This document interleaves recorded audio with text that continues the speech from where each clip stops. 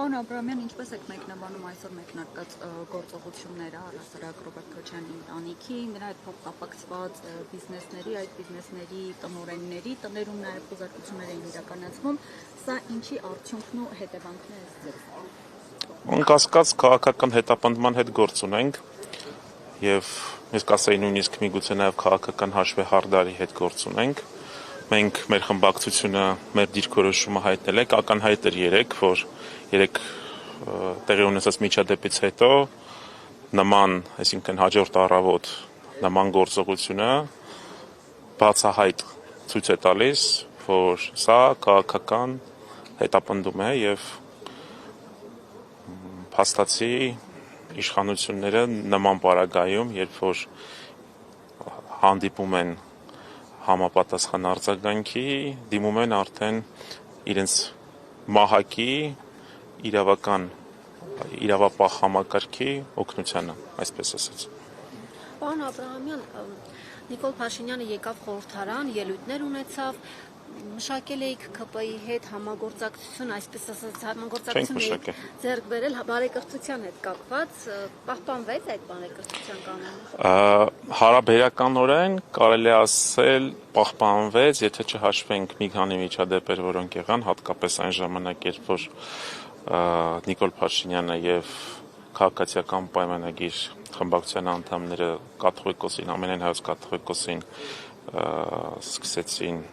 անվանել ավազանի անունով, նաեւ նման արտահայտություն հնչեց, նաեւ այսօր այլ բառ է հնչել, որը որ բարեկրթության սահմաններից դուրս էր եւ բոլոր դեպքերում տեսանք, որ հարաբերականորեն բարեկրթությունը պահպանվել է, ինչ վերաբերում է բուն ծրագրի քննարկմանը, մենք մեր գնահատականը տվել ենք թե մեր քվեարկությամբ, թե նաև խմբակցության անունից պարոն Կարապետյանի ելույթը, դա այն գնահատականն էր, որ մեր խմբակցությունը տվեց եւ մեր քաղաքական ուժը։ Նիկոլ Փաշինյանի ներկայացրած ծրագրից եւ այն խոսույթից, որը հնչեց ազգային ժողովում, ձեր կարծիքով ամենայն հայոց կաթողիկոսի նկատմամբ գործընթաց կսկսվի թե ոչ։ Կտեսնենք, բոլոր դեպքերում որոշակի, այսպես ասած, անոնսը տվեց, մենք եկեք չմոռանանք ինչի համար է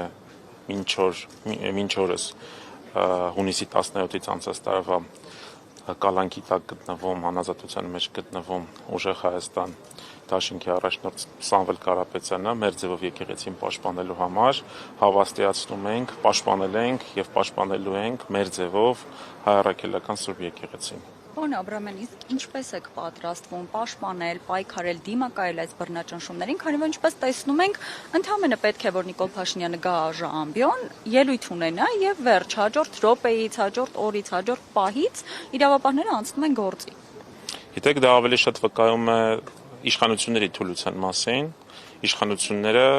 ակնհայտորեն դիմում են իրավապահ համակարգին, այդպես ասած մահակի տեսքով այն դեպքերում, երբ որ